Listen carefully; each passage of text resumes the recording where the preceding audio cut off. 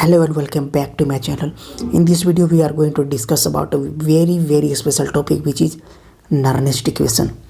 नर्नेस्ट equation क्या होता है और इसका यूज हमें क्यों पड़ता है. ठीक है, नर्नेस्ट इक्वेशन का यूज हमें इसलिए पड़ता है, इसकी यूज हमें इसलिए करनी पड़ती है क्योंकि अभी तक हम लोग जितना भी सेल पोटेंशियल निकाले हैं तो वो सारा सेल पोटेंशियल हम लोग निकाले थे स्टैंडर्ड कंडीशन के लिए. लेकिन अगर नॉन स्टैंडर्ड कंडीशन दिया हुआ हो तो किस तरीके से हम किसी भी इलेक्ट्रोकेमिकल सेल का सेल पोटेंशियल निकालेंगे. तो उसके लिए नर्नेस्ट जो है एक साइंटिस्ट है जिन्होंने एक इक्वेशन दिया है, उसी को कहा जाता है नर्नेस्ट इक्वेशन. ठीक है, तो चलो इसको हम लोग ड्राइव करते हैं. नर्नेस्ट इक्वेशन का फॉर्मूला हम लोग प्रूफ करके लाते हैं किस तरीके से होता है.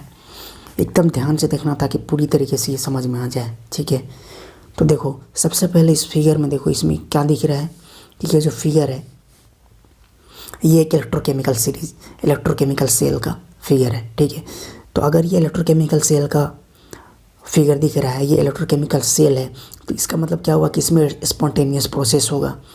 और अगर स्पॉन्टेनियस प्रोसेस होगा तो ये कॉपर क्या करेगा, कॉपर आयन जो है वो इसमें सॉल्यूशन में लूज करेगा और इलेक्ट्रॉन जो है वो रिलीज़ करेगा. तो जब इलेक्ट्रॉन रिलीज़ होगा तो इलेक्ट्रॉन जो है वो ऑब्वियसली अगर लेफ़्ट साइड से निकलेगा, मतलब लेफ़्ट हाफ सेल से निकलेगा तो राइट हाफ सेल में जाएगा. ठीक है, और जब इलेक्ट्रॉन यहाँ से यहाँ जाएगा लेफ़्ट से राइट में तो उसको डेफिनेटली कुछ ना कुछ काम करना पड़ेगा. और अगर उसको कुछ काम करना पड़ेगा तो वो काम कितना होगा, वो वर्क डन कितना होगा एक चार्ज को इधर से उधर जाने में. ठीक है, वो कितना होगा, तो उसको हम कैसे निकालेंगे. तो उसके लिए हम क्या कर सकते हैं, हम ये लिख सकते हैं electrical work done by the charge. Charge के द्वारा जो इलेक्ट्रिकल वर्क डन होगा वो कितना हो जाएगा, W=Q/V. क्योंकि Q चार्ज को जो है एक जगह से दूसरे जगह में ले जाया जा रहा है. ठीक है, साथ ही साथ उसके साथ पोटेंशियल डिफरेंस भी होगा जो कि एक जगह से दूसरे जगह ले जाया जा रहा है. ठीक है, इसलिए साथ में V भी आएगा. ठीक है, फिजिक्स में पढ़े हो W=Q/V होता है. तो वर्क डन जो होता है वो चार्ज और पोटेंशियल डिफरेंस का मल्टीप्लिकेशन के बराबर होता है. तो अगर यहाँ पर V है, ठीक है, तो नेक्स्ट स्टेप में क्या हो जाएगा, W=Q/E सेल. ये ई सेल क्यों आया, क्योंकि हमको ये पोटेंशियल से मतलब नहीं है, क्योंकि ये एक सेल है इसलिए हमको सेल पोटेंशियल लेना होगा, इसलिए हम यहाँ पर लेंगे ई सेल. ठीक है, V के जगह में. तो क्या हो जाएगा, W=Q/E सेल. अब आगे देखो, charge on 1 mole electron, 1 mole electron पर कितना चार्ज होता है वो हम कैसे निकालेंगे. तो उसको निकालने का सबसे इजी मेथड ये है कि 1 मोल में कितना इलेक्ट्रॉन होगा और 1 इलेक्ट्रॉन पर कितना चार्ज होगा, दोनों को मल्टीप्लाई कर दो.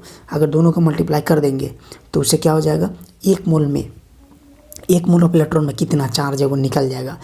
तो हम जानते हैं 1 मोल में इलेक्ट्रॉन जो होता है वो 6.022 × 10⁻23 इलेक्ट्रॉन होता है और इसी को कहा जाता है एवोगाड्रोस नंबर.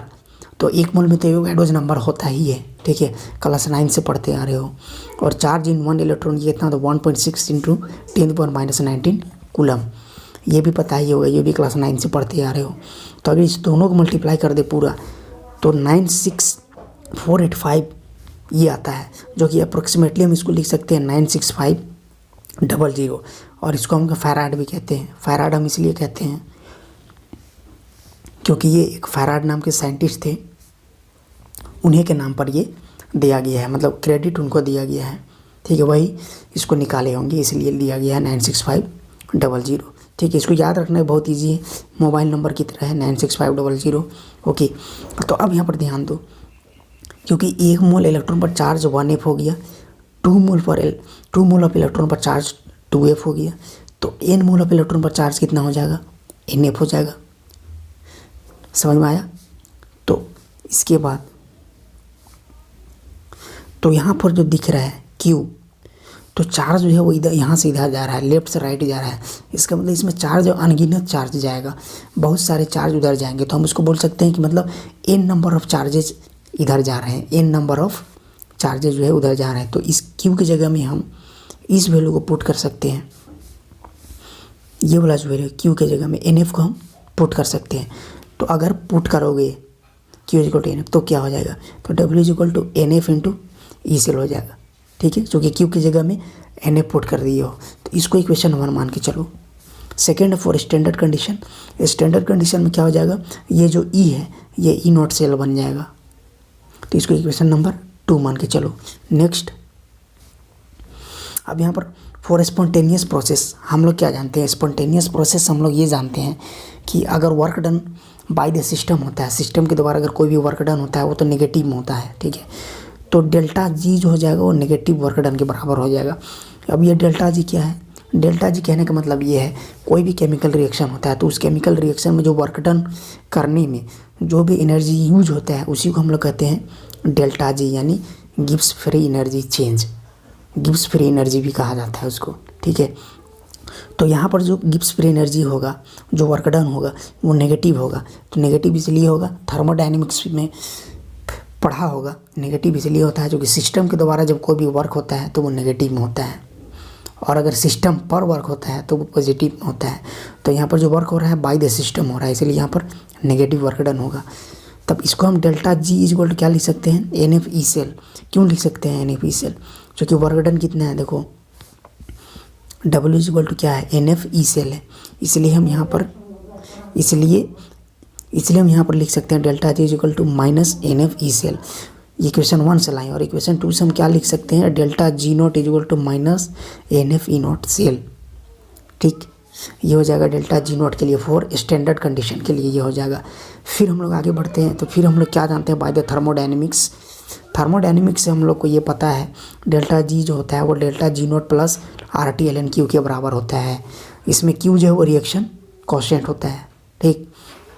आप क्या करेंगे, डेल्टा जी और डेल्टा जी नॉट के वैल्यू जो है ऊपर से हम पुट कर देंगे, यहाँ से पुट कर दोगे, डेल्टा जी और डेल्टा जी नॉट के वैल्यू पुट करो इसमें।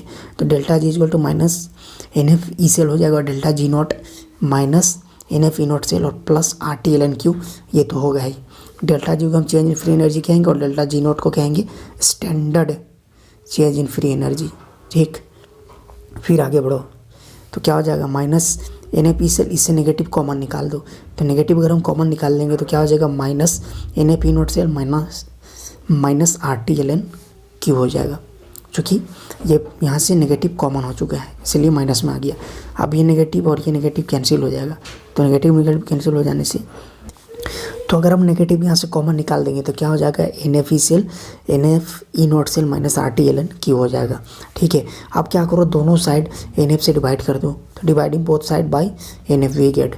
तो दोनों तरफ डिवाइड कर दोगे तो क्या मिल जाएगा, तो यहाँ से NF कट जाएगा और यहाँ से NF कट जाएगा, ठीक है। और इसके नीचे क्या हो जाएगा, NF आ जाएगा। तो E cell equal to E not cell minus RT ln Q divided by NF। अब क्या हो जाएगा, E cell equal to E not cell minus 2.003 RT by NF log base 10 Q। अब ये लॉग बेस 10 कहाँ से आया, क्योंकि ऊपर में क्या था, ln था, और ln जो होता है वो एंटी लॉग, और जब एंटी लॉग हम लोग बदलते हैं, चेंज करते हैं, तो उसके लिए वैल्यू बैठाना पड़ता है 2.303। तो यहाँ पर वैल्यू लगा दिया 2.303 RT हो गया, और ln जो था वो लॉग में चेंज हो गया, लॉग बेस 10 Q हो गया, और नीचे NF हो गया। तो अब क्या है इसमें देखो, R कॉन्स्टेंट है, T कॉन्स्टेंट है, और F भी है वो कॉन्स्टेंट है। तो इस सबका हम वैल्यू पुट कर देते हैं। तो R इज इक्वल टू हम लोग जानते हैं 8.314 जूल पर मोल पर केल्विन होता है। टेम्परेचर जो होता है 298 केल्विन होता है, और जो F होता है वो होता है 96500। अभी इससे पहले भी ये चीज़ हम लोग निकाल चुके हैं, ठीक है।